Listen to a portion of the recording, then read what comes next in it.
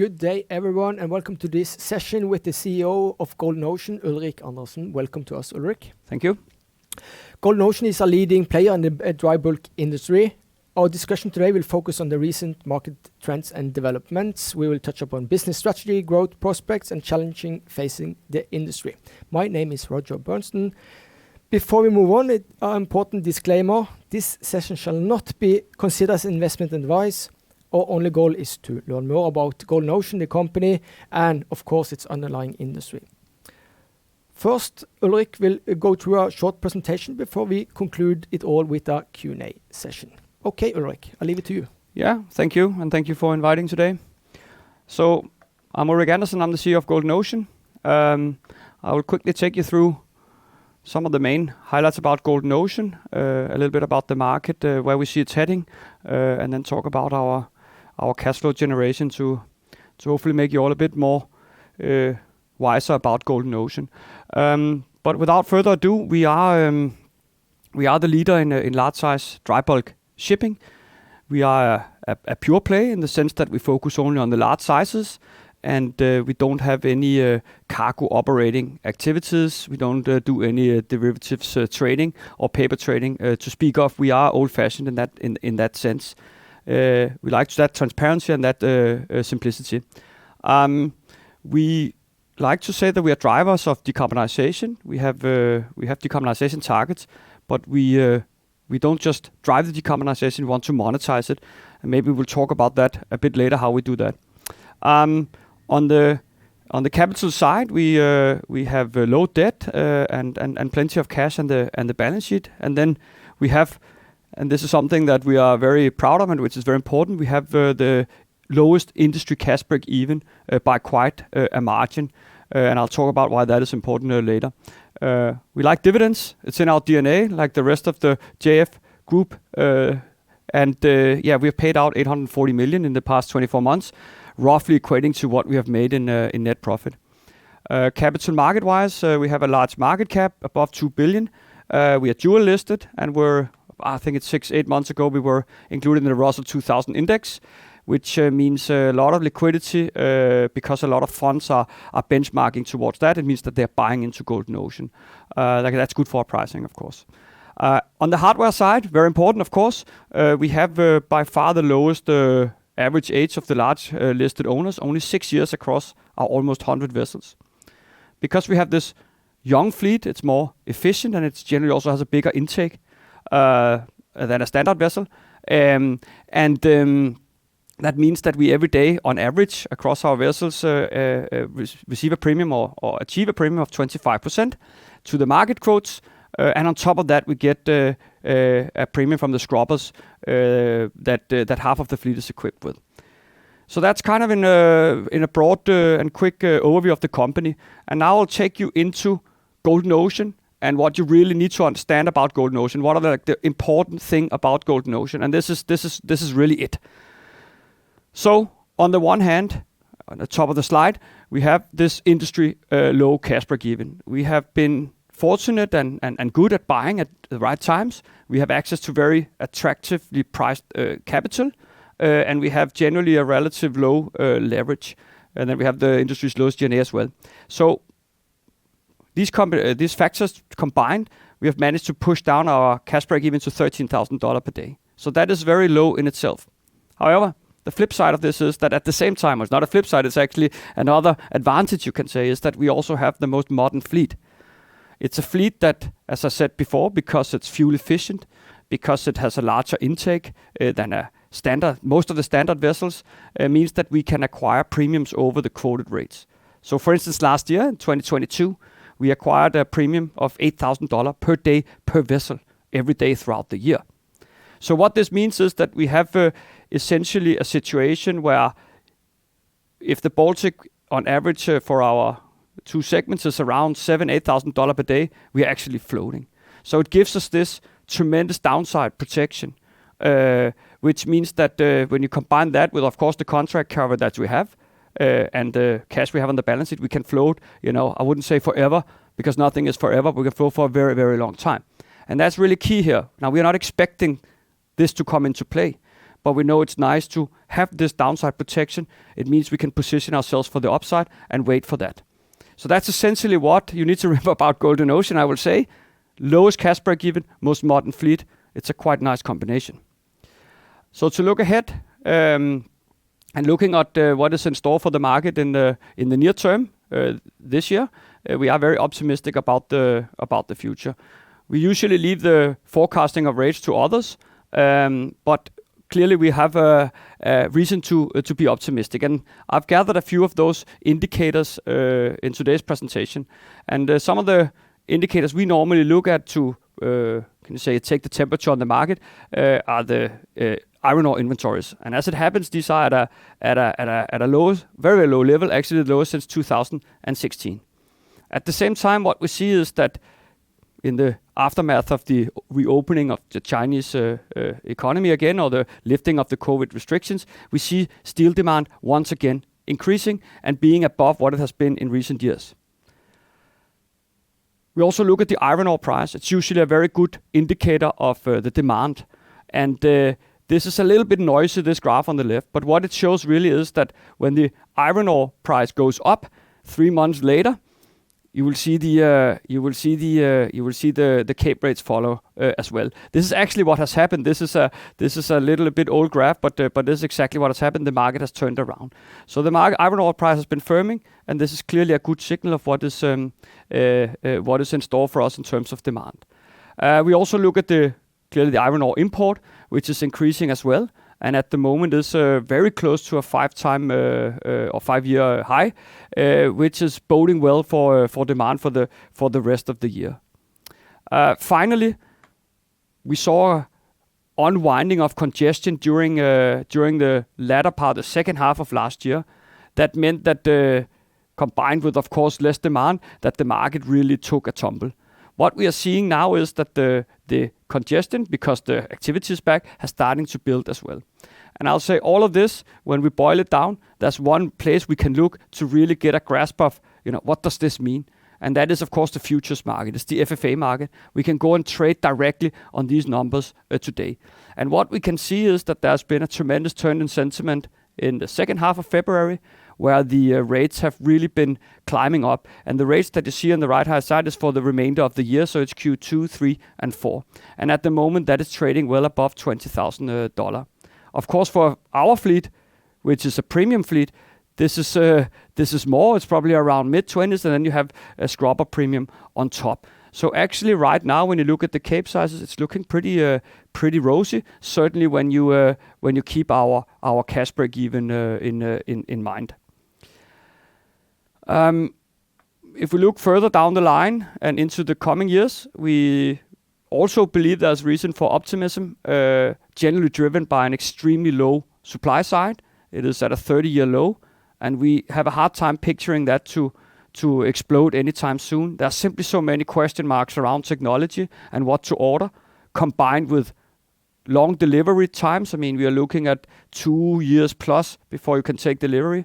And finally, asset prices are generally elevated. So it's a nasty cocktail if you want to order, and we think that will keep the owners, in check. They will keep their wallet in the pocket for the time being. In any case, there is definitely a runway of 2 years and more from where we are today, even if everybody started order tomorrow. Buying and selling is, of course, key to profitability in shipping. And I took this slide also because it's a little maybe a warm-up to what we're talking about later, but in terms of how we are looking at our business model. And as a traditional ship owner, buying and selling at the right times are really, really key. In the past 2 years, we have grown the fleet by 36%. We have acquired 18 vessels on water, and we have contracted 10 new buildings, and we have sold 12 vessels in the meantime. And what we have been doing essentially is we have recycled the equity from the old vessels that we have sold into our new buildings and the vessels on water. And that has been a way to bring down the average age of the fleet, while of course increasing its efficiency and building for the future. And we have done so without impacting our dividend capacity, in the sense that we have paid out more or less all of our net profit over the period, and only used, can you say, our fleet as a growth, can you say, a generator. So building for the future while protecting the dividend at the same time.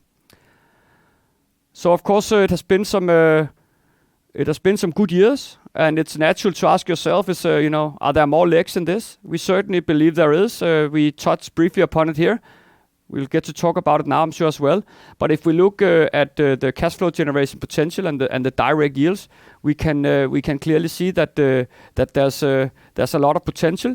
If we look at the rates, for the forward market that we are facing at the moment, then we are looking at easily close to a 20% direct yield. So we are optimistic, and with that, I hope I got around. Not all, but at least. Yeah, very good. The main bits and bobs. Yeah, but I prepared some questions for you as well. So I'm not off the hook yet. No, you're not. Okay. But first of all, I would like to talk about market trends. Can you provide insight into recent market trends and developments? So can we stop there? Yes, as we saw on the presentation, there's been a tremendous shift of sentiment, basically from the second half of February. Probably have to go a little bit further back to say what changed that. I mean, it was all about China lifting the COVID restrictions. That was kind of the first big signal to the market. We are extremely dependent on China. There's no running away from that. We are in many ways a proxy for China. So when China is putting growth back on the agenda, that has a direct positive effect on us. It took a little time for the market to absorb it, for us to really see that it was happening, to see the stimulus start working, to see, can you say, the iron ore start to flow, but that is what we have started to see now. So as definitely a shift in sentiment from essentially end of February. Yeah, so GDP growth worldwide is crucial for you.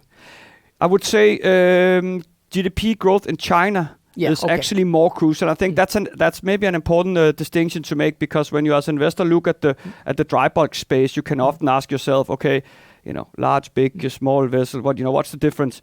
And I think all of the segments will fare well, to be fair, over the coming period. But I think that if you look at the large vessels in particular, we are well positioned against China than the smaller vessels that are more GDP driven. So we think that when we look at what's coming, that the large vessels stand to benefit the most. But clearly, of course, overall, yes, there is a correlation between GDP growth and demand for dry bulk commodities. Yes, and a little bit of competitiveness. Also, building the durable competitive advantage is crucial. It's key to long-term success. Golden Ocean as a company has been around for many years. Can you elaborate on how Golden Ocean maintains a competitive edge in the dry bulk shipping industry, and what steps the company takes to sustain this advantage? Yeah, I think it's very much down to our, cash break even, that we have this downside protection. That's nice to have, but of course a low cash break even also means that you make much more in the good markets. And then the modern fleet. So I think these are the two, main elements of our strategy. The beautiful thing about the modern fleet, we have a lot of vessels on floating contracts. So, for instance, we have a lot of Newcastlemaxes, and they are fixed at index 138 to 140%. So we get 40% more than the market every day. Of course, when you get up and the market starts to become 20, 25, you get this huge kicker from the percentage that you put on top.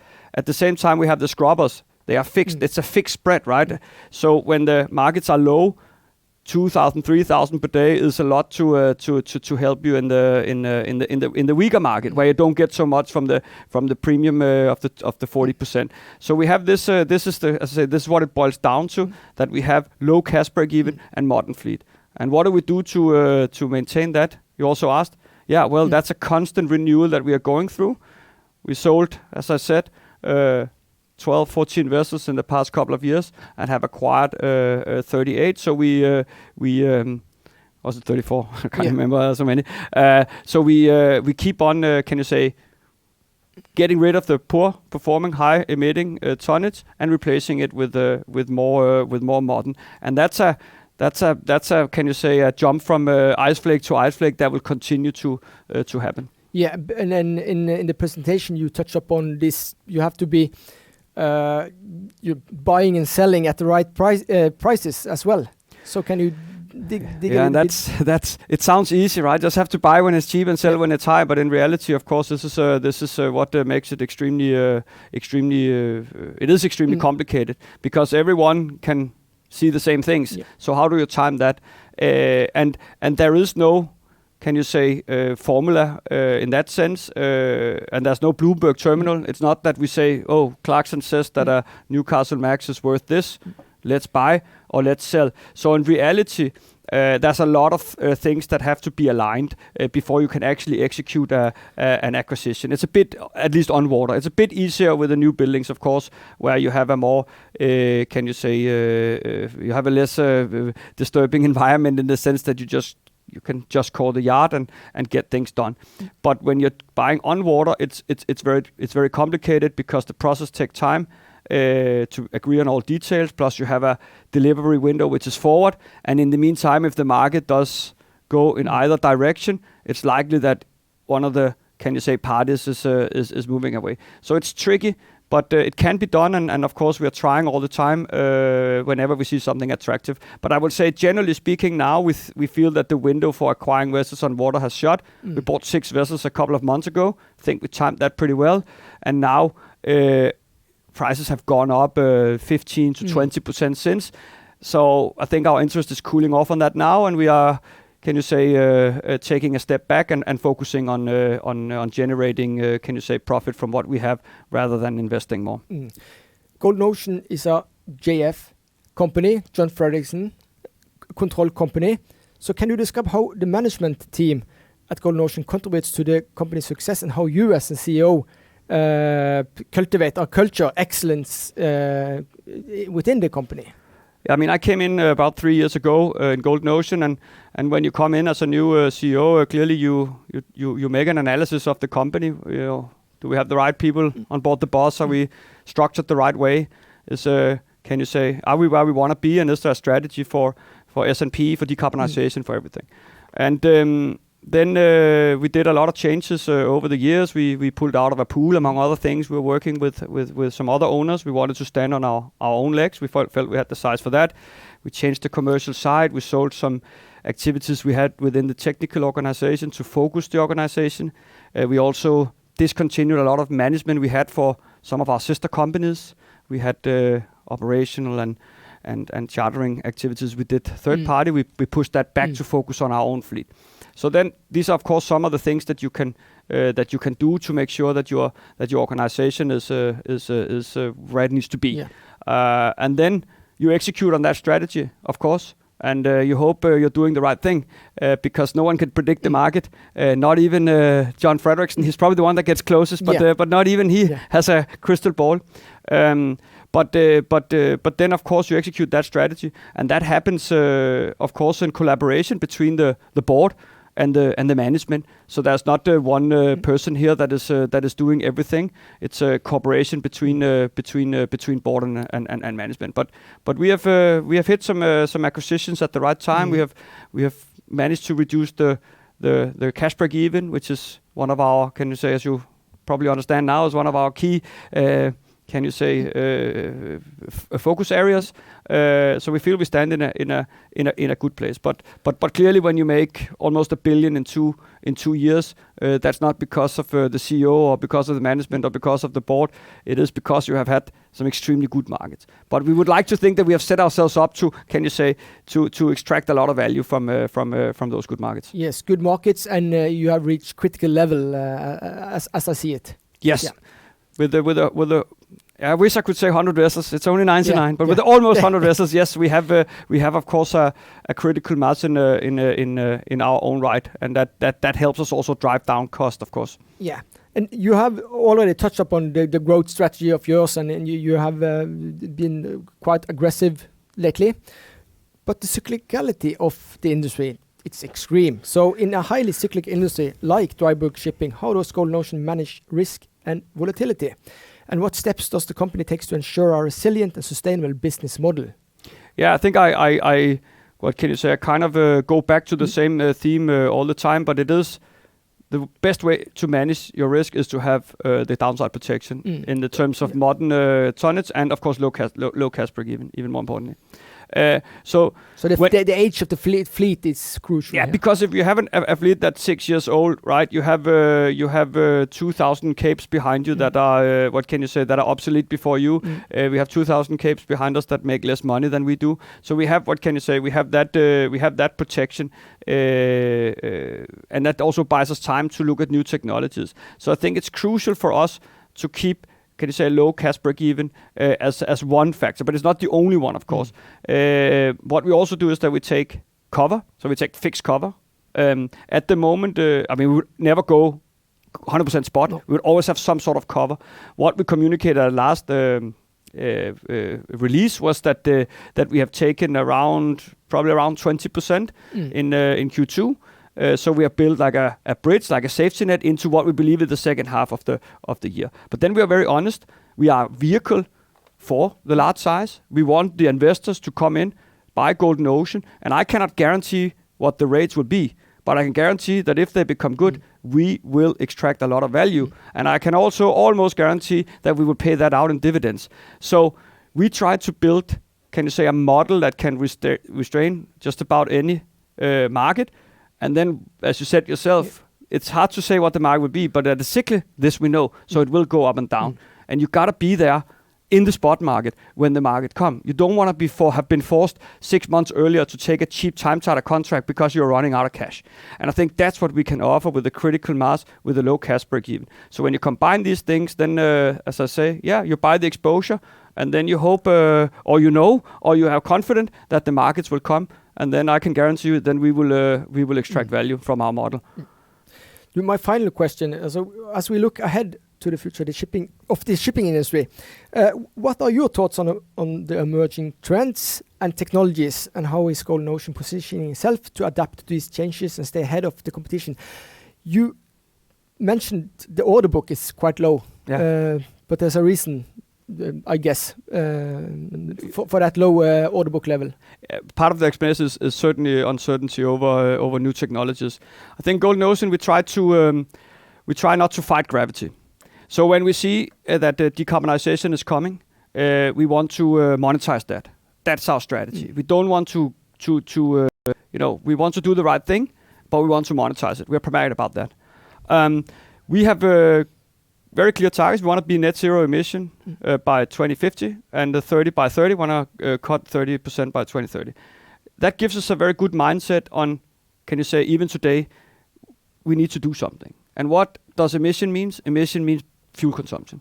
So if we can invest into, can you say, new technology that brings down our bunker consumption and has a low payback time, why wouldn't we do it? We call it decarbonization, but it is just really optimizing the business. So we want to have that focus on keeping this efficient fleet, because right now we make more money, we get higher revenue.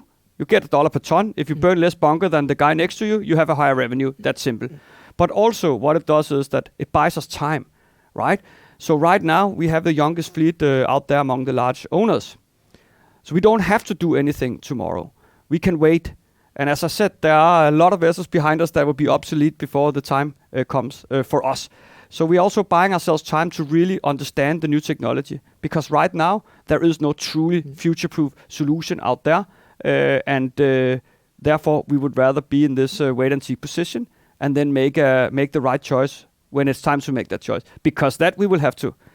Clearly we need to become zero emission at some point. Clearly we need to go into new technologies. But for now, we analyze more than we act, and then we strike when we think it's the right time. Yes, interesting. Thank you, Ulrik, for sharing your insights. We appreciate your time and look forward to following Golden Ocean's progress in the coming years. Okay. Yeah. Well, thank you for having me. Goodbye, everyone.